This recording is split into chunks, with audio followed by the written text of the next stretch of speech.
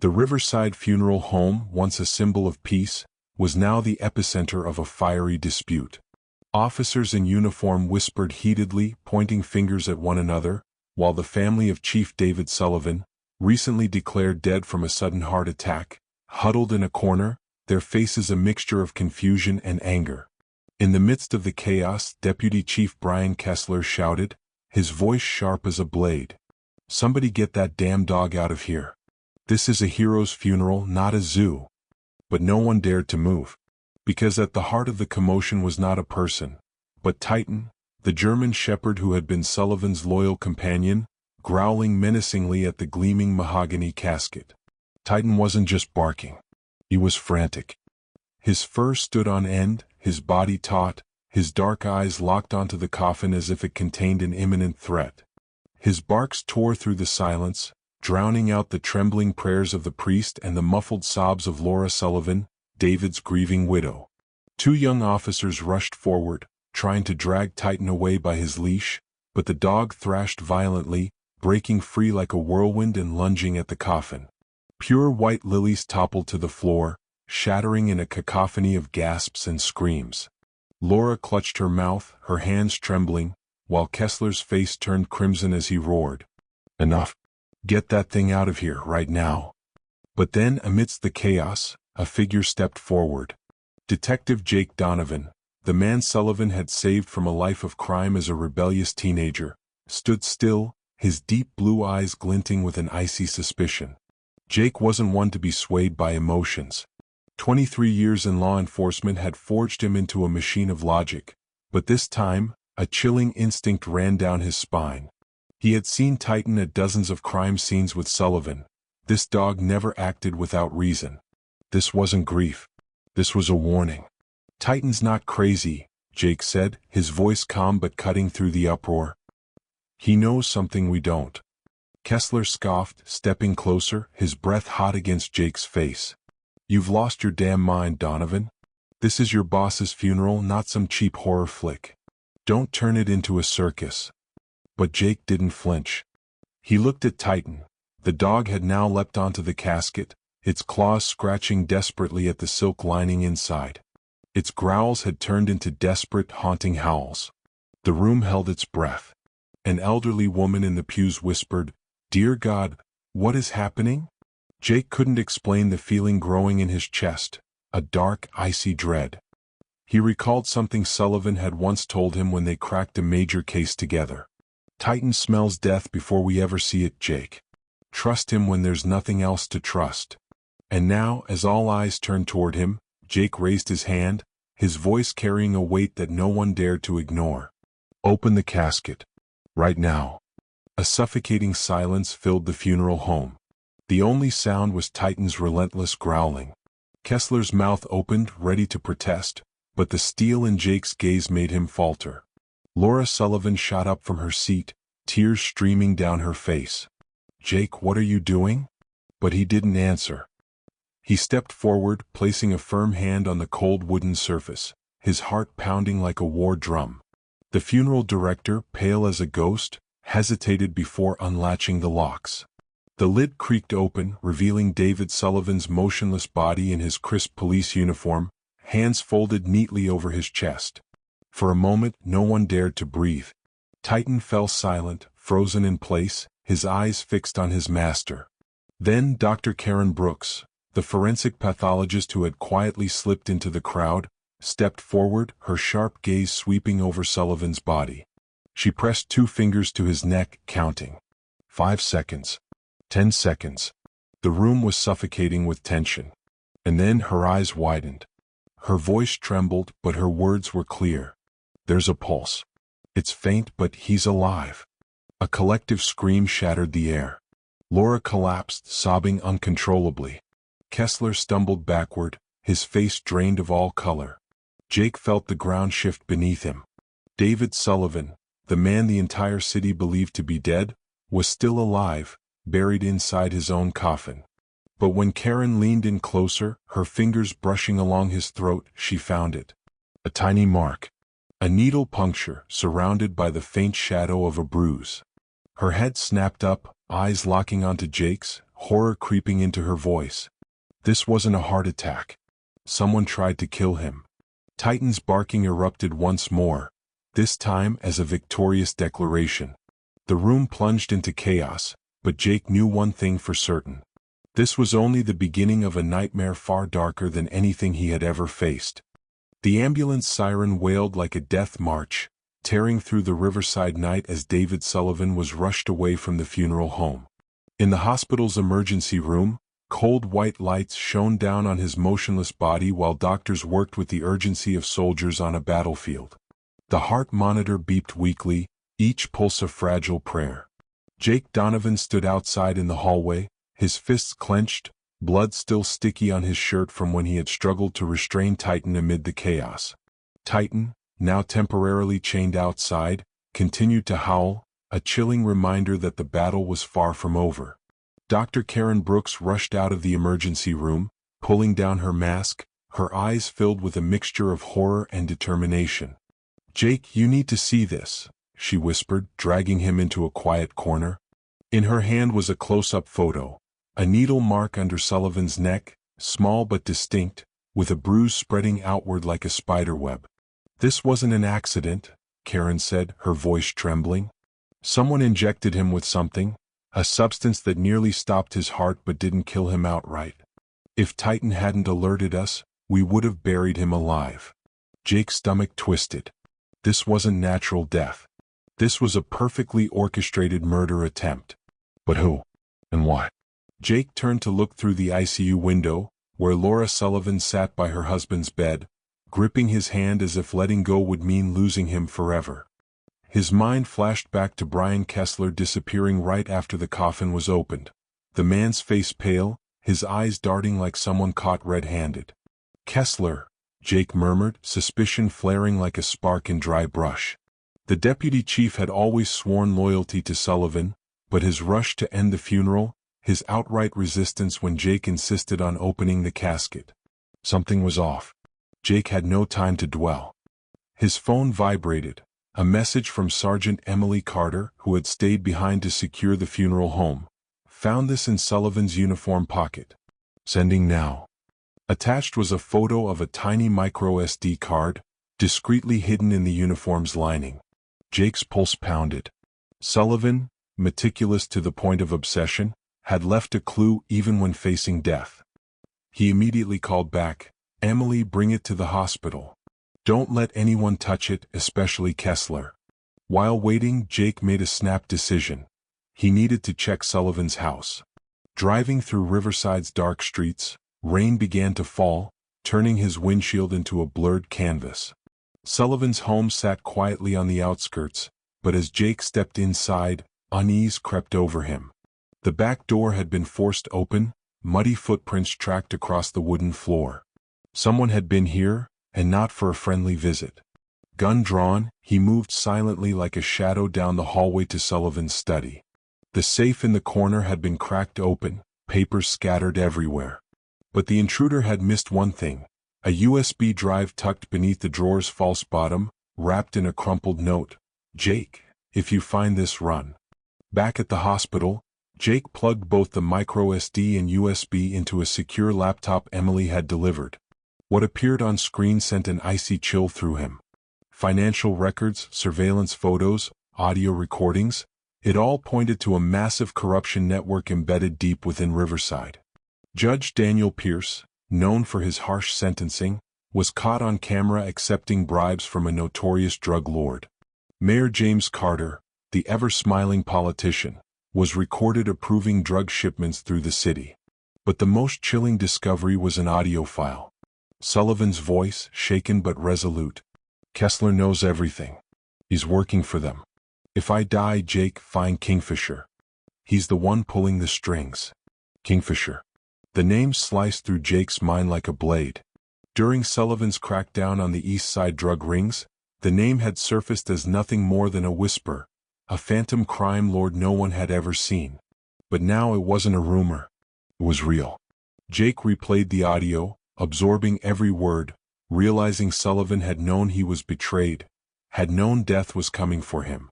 Then a loud noise erupted from the hospital corridor.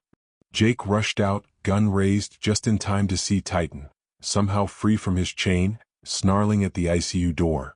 A shadowy figure in a black coat and hood was slipping in through the emergency exit. "Freeze!" Jake shouted, but the intruder didn't stop. Instead, he turned, flashing a cold, knowing grin before tossing something toward Jake. A deafening bang exploded, a smoke grenade, filling the hallway with a thick, choking fog. Jake coughed, eyes stinging, but through the haze he heard Titan's furious barks and gave chase. When the smoke cleared, the assailant had vanished into the rain. Titan stood there, fur-drenched, blood seeping from a fresh wound on his leg, a sign of the struggle. "You did good, buddy," Jake murmured, kneeling beside him. But his gut twisted with dread. That intruder had come to finish Sullivan off, and nearly succeeded. Back in the ICU, Laura still clutched her husband's hand, tears streaming down her face. "They're not going to stop, are they?" she whispered. Jake didn't answer immediately. He looked at Sullivan, still unconscious, barely breathing through the ventilator, and felt rage burn in his veins. "No," he said, voice hard as steel. "But neither will I." That night, the hospital became a fortress. Jake called in reinforcements, but he knew the enemy wouldn't be deterred so easily. When Karen returned with Sullivan's toxicology report, all doubts vanished. "Tetrodotoxin," she said grimly. "A rare toxin refined to slow vital functions to the point of near death. Someone injected it into him, not just once but multiple times over days." Jake's grip tightened. This wasn't a reckless hit. This was a methodical, ruthless assassination attempt by someone with power and knowledge. Then, in the dead silence of the night, a faint noise echoed from Sullivan's room. Jake stormed in, gun drawn, and froze. Brian Kessler stood over Sullivan's bed, syringe in hand, panic glistening in his eyes. "You don't understand, Jake," he rasped. "They'll kill me if I don't do this." But before Kessler could administer the final dose, Titan, somehow loose again, lunged, jaws clamping onto Kessler's arm. The syringe fell, shattering on the floor as Kessler screamed. Jake wrestled Kessler into cuffs, locking him to the hospital bed, but the man only laughed, a broken, desperate sound. "You think arresting me will stop this? Kingfisher will tear you apart, Donovan. He's everywhere." Before Jake could demand more, a gunshot rang out in the distance, somewhere in the hospital.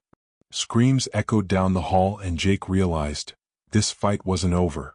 Kessler wasn't acting alone. Kingfisher, the puppet master behind it all, had played his next move. In that moment, Jake met Titan's unwavering gaze. He knew that to save Sullivan, and himself, he would have to face a monster far greater than anything he had ever imagined. And this time there was no turning back. The rain poured down on Riverside like a curse, turning the streets into dark rivers reflecting the hospital lights in the thick night. Inside the ICU, David Sullivan lay motionless, tubes crisscrossing his body like a spider's web, keeping him on the razor's edge between life and death. Jake Donovan stood by the window, his eyes bloodshot from lack of sleep, his hand gripping his gun tightly, as if it were the only thing keeping him awake. Titan, though injured in the leg, remained curled up at the foot of Sullivan's bed, ears perked, ready to react to any threat. After Kessler's attack, the air in the hospital was heavy as lead. Every footstep could signal the arrival of an enemy. Laura Sullivan sat by her husband's side, her trembling hands clutching his. "They won't stop, Jake," she whispered, voice breaking. "They want him dead, and now they want you too." Jake didn't answer. He stared outside, where the flashing lights of police cars cut through the rain, but he knew the truth. Those in uniform were no longer trustworthy.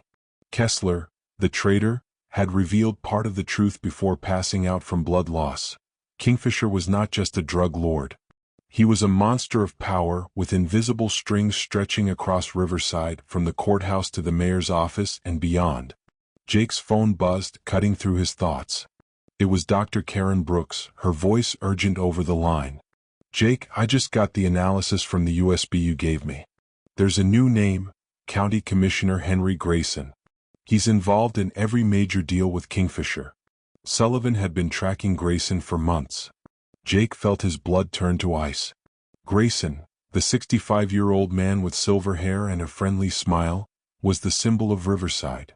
He had appointed Sullivan as police chief, had stood on podiums preaching justice and order.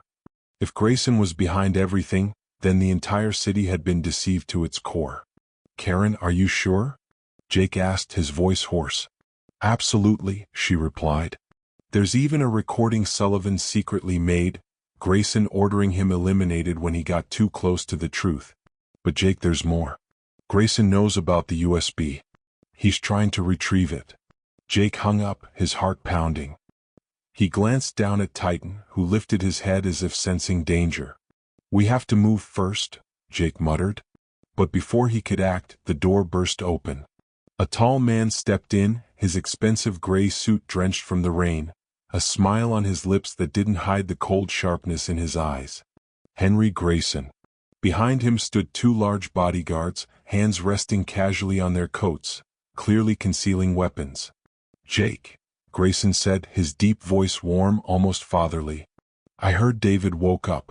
A miracle, isn't it?" Jake tightened his grip on his gun but kept his expression unreadable. "Commissioner Grayson," he replied coldly. "Didn't expect to see you here at this hour." Grayson stepped closer to Sullivan's bed, his eyes scanning the unconscious man like a predator sizing up its prey. "I wanted to see for myself," he said, then turned to Jake. "You've done well, Donovan. But I hear you found something of David's, a little gift he left behind." Jake felt a chill crawl down his spine. Grayson knew about the USB. He was fishing, or worse, already prepared to act. Before Jake could respond, Titan sprang to his feet, growling fiercely, his fur bristling like spears. Grayson took a step back, his smile vanishing. "Control that dog," he ordered, his voice sharp as a blade. But Jake didn't move. "Titan doesn't like strangers," he said, his hand resting on the dog's head to keep him steady. "And I don't like cryptic questions. What do you want, Grayson?" The air in the room was taut as a wire. Grayson smirked, his eyes darkening. "You're smart, Jake. David always said so. But being too smart can be dangerous." He signaled to his men and they stepped forward, drawing their guns. "Hand over the USB and I'll let you live. David has already caused enough trouble." Laura screamed, throwing herself over her husband in a desperate shield, but Jake moved faster. He shoved her behind him, raising his gun, aiming straight at Grayson. "Touch them and you won't leave this room," he growled. A gunshot rang out, but not from Jake. A bullet grazed his shoulder, embedding itself in the wall as he stumbled, blood spreading from the wound. Titan lunged, sinking his teeth into one guard's arm, his agonized scream mixing with a second gunshot. Jake rolled, firing back, hitting the second guard in the leg. Grayson shouted, "Kill them all." But before he could draw his weapon, the door burst open again. Sergeant Emily Carter led an FBI team, guns aimed straight at Grayson. "Drop your weapon, Grayson," she shouted. "It's over." Grayson froze, his eyes darting around like a trapped animal. Then, in a moment of madness, he lunged toward the window, shattering the glass, plunging into the darkness below. His scream echoed through the rain before it was cut short by the sickening thud of his body hitting the pavement 3 stories down. The ICU erupted into chaos. Emily knelt beside Jake, pressing a bandage to his wound while FBI agents secured the wounded guards. Laura clung to Sullivan, sobbing, while Titan, exhausted but vigilant, stood guard by his master's bed. "He was Kingfisher," Jake rasped, his voice weak. "Grayson was behind it all." Emily nodded, handing him the USB. The FBI heard the recording. "They're rounding up Grayson's accomplices, a whole network of dirty cops and politicians." Sullivan was right. The next day, rare sunlight broke through the clouds, casting Riverside in a fragile glow of hope. Sullivan woke, weak but alive, his eyes barely focusing on Jake and Laura. "You did it," he whispered, his voice rasping. Jake smiled, though pain burned in his shoulder. "No, Titan did it. And you too, boss."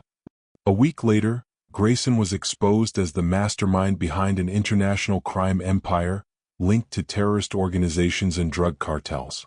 Dozens of officials were arrested, and Riverside reeled from the biggest scandal in its history. Sullivan, though he survived, faced permanent damage, failing kidneys, a fading memory. Jake bore his own scars, a bullet wound that would never let him forget the cost of justice. But Titan, the loyal warrior, recovered swiftly, returning to Sullivan's side as if he'd never been hurt. One crisp autumn morning at Riverside Park, Sullivan, Laura, Jake, and Titan sat around a picnic table. Sullivan, leaning on a cane, threw a ball for Titan, a rare smile on his lips. "I'm retiring," he said, voice low. "But Jake, you have to step up. Riverside needs someone like you, someone who never quits." Jake looked at Sullivan, then at Titan, the weight of responsibility settling on his shoulders. "I will," he said firmly. "For you and for everything we lost." As the sun set, church bells rang, not mourning bells but the sound of life, of hope. Riverside was broken but not destroyed. With Sullivan, Jake, and Titan they would rebuild, one step at a time despite the darkness that had passed.